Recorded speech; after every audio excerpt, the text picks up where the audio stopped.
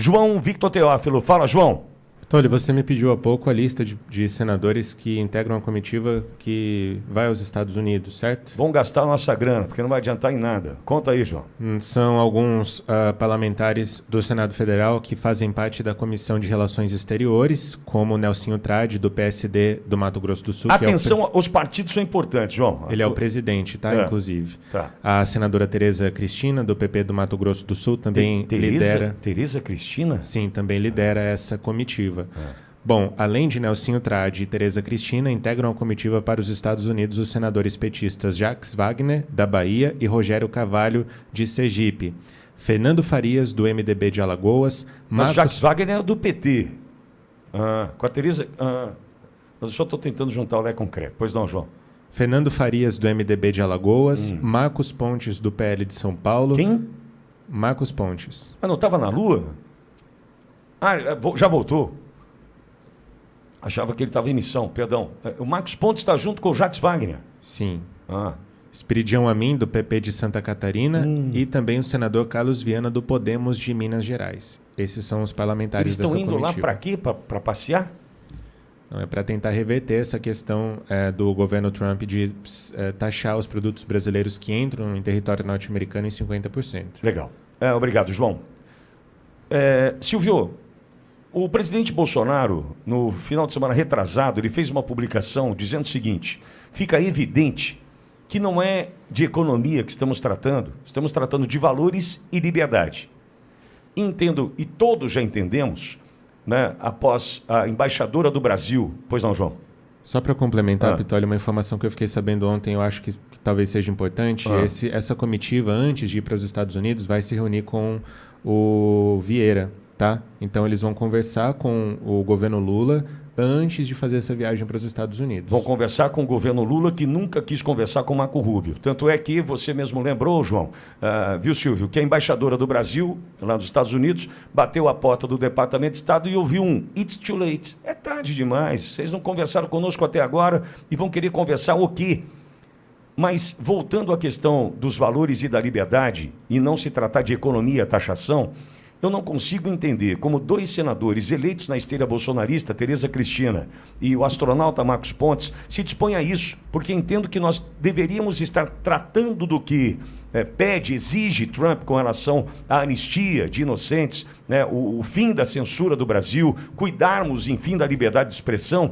Estes senadores eleitos na esteira bolsonarista não deveriam estar discutindo taxação, mas deveriam estar no Brasil discutindo o PL da anistia, discutindo o que nós estamos enfrentando aqui, o que o próprio presidente Bolsonaro enfrenta agora.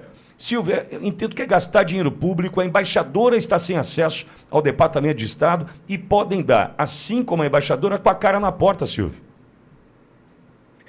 Pois é, sem dúvida. Só para tratar desses dois nomes que brevemente que você cita, a Tereza Cristina foi ministra da Agricultura do governo Bolsonaro e era constantemente elogiada pelo presidente Bolsonaro.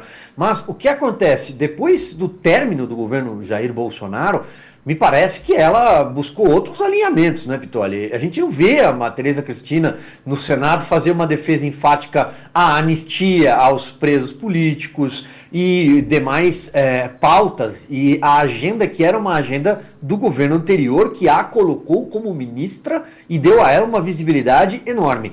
Em relação ao senador Marcos Pontes, aqui do estado de São Paulo, era uma vaga para o Senado, disputadíssima. Havia uma lista de nomes e o presidente Jair Bolsonaro decide erguer o braço dele e levá-lo a Brasília com um mandato de 8 anos de senador. Ele era ministro também do governo Jair Bolsonaro, mas era desconhecido. Muito pouca gente sabia do trabalho dele. Talvez se concorresse a uma vaga de deputado estadual, que é uma vaga menor, não seria eleito. Tinha uma base política minúscula, porque não tinha enfrentado as urnas e não tinha um capital de ter enfrentado as urnas como político profissional. Então, deve muito ao presidente Jair Bolsonaro, e o presidente Jair Bolsonaro já o criticou publicamente também por ter atrapalhado muito o jogo político dentro do Senado.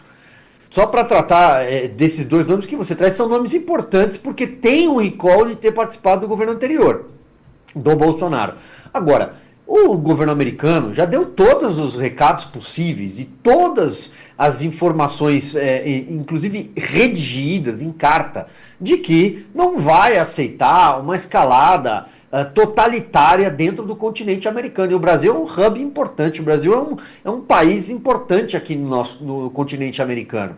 O presidente Trump sabe que ter um governo autoritário, ditatorial, que persegue políticos, inimigos do regime, como faz a Venezuela, por exemplo. Mas o Brasil ainda não é uma Venezuela. Ou ainda pode até entrar na frase, mas estamos no caminho. Nós estamos no caminho de uma Venezuela, que está no estágio muito mais avançado, porque lá a ditadura começou muito antes. Talvez se o projeto de poder do PT tivesse a participação de cortes superiores lá atrás, quando o Zé Dirceu consegue eleger o Lula em 2002, talvez o Brasil já teria um outro rumo. Porque o Lula sempre foi um grande entusiasta do regime chavista, que hoje é conduzido pelo Nicolás Maduro. Mas fechamento de imprensa, censura, perseguição política, lá até terminar com mãos sujas de sangue, porque o Maduro tem mãos sujas de sangue. O presidente Lula faz também acenos à China, faz acenos ideológicos a esse eixo anti-Ocidente, que é um eixo anti-liberdade, né? Rússia, China, os ayatolás do Irã, que os americanos acabaram de bombardear uma instalação nuclear para tentar impedir o avanço nuclear do Irã do outro lado do planeta. Mas as embarcações iranianas atracaram aqui na nossa costa em 2023, então logo o Lula se tornou presidente da República. Portanto, está muito claro do que se trata. Claro, a pauta econômica ela é puxada, inclusive, como parte dessa estratégia do PT e dos seus aliados na mídia convencional, tradicional, para isso, para dizer que o Trump é o malvadão da vez.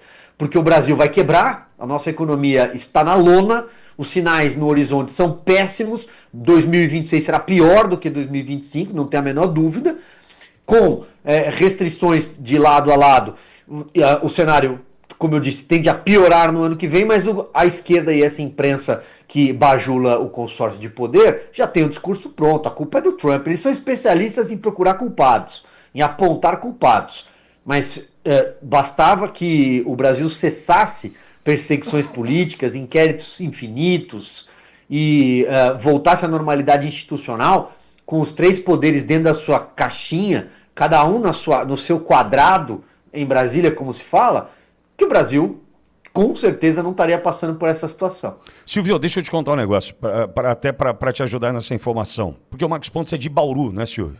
Então ele é aqui da terra, ele foi criado no meu bairro, onde eu fui criado aqui em Bauru. O Marcos Pontes, Silvio, ele disputou uma eleição em 2014 para deputado federal. Ele já tinha ido para o espaço, voltou com o recall de o primeiro astronauta brasileiro, enfim, né, com toda essa comoção gerada em função disso, e concorre então a essa vaga pelo Partido Socialista Brasileiro, em 2014, com o recall de ter ido ao espaço, hein? O único astronauta do Brasil. Sabe quantos votos ele teve? 43.707 votos, Silvio.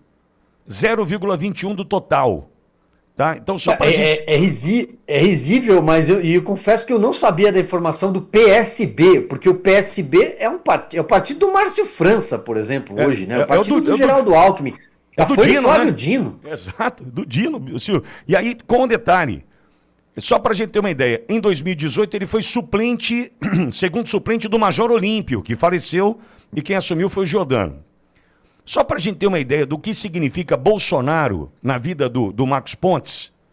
Marcos Pontes, em 2022, né, depois de ser ministro do presidente Bolsonaro, conseguiu a eleição para o Senado com 49,9% dos votos, 10.040.453 votos.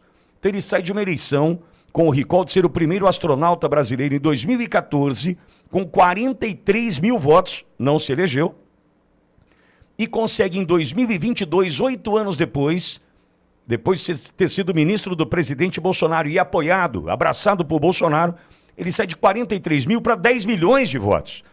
O que ele não entendeu ainda é que ele só está ali por conta do presidente Bolsonaro. Ele só não entendeu isso ainda. Agora, Silvio, é difícil falar das características pessoais, mas ele é um político, ele está na vitrine. É muito individualista. Não importa o que ele tenha que fazer para atingir o seu objetivo. Essa é uma característica do Marcos Pontes. Tanto é que, quando ele chega do espaço, ele deu uma banana para o Lula, saiu da Força Aérea Brasileira e foi ganhar dinheiro por ser o primeiro astronauta do Hemisfério Sul. Então, veja, ele tem essa característica. Só que, tanto ele quanto Tereza Cristina devem ao Bolsonaro a eleição. Eu não sei como é que consegue. Porque, veja, Jacques Wagner ir para os Estados Unidos é uma coisa, ele está tentando defender o quadrado dele, o PT. Mas, junto Marcos Pontes e Tereza Cristina, isso cheira a traição, né? Mas vamos embora.